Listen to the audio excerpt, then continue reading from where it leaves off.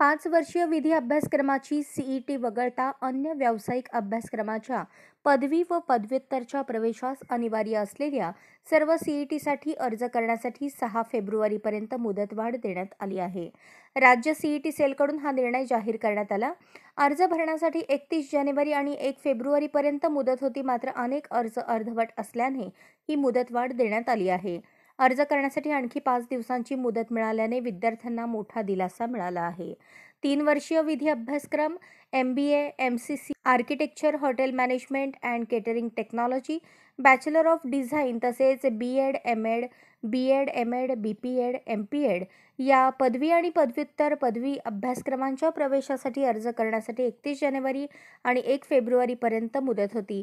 CET परीक्षांना अर्ज करण्यासाठी 6 फेब्रुवारीपर्यंत मुदतवाढ मिळाल्याने विद्यार्थ्यांना मोठी सवलत मिळाली आहे. सीईटी परीक्षेसाठी अर्ज करणाऱ्या अनाथ व तृतीयपंथी विद्यार्थ्यांचे परीक्षा शुल्क राखीव प्रवर्गासाठी आकारण्यात येणाऱ्या शुल्काप्रमाणे राहणार आहे.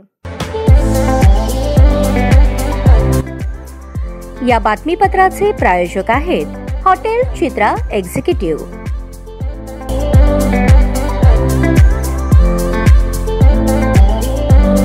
अशाच नवनवीन अपडेटसाठी जनता राज्य न्यूज चॅनलला सबस्क्राईब करा, लाईक करा आणि शेअर करायला विसरू नका.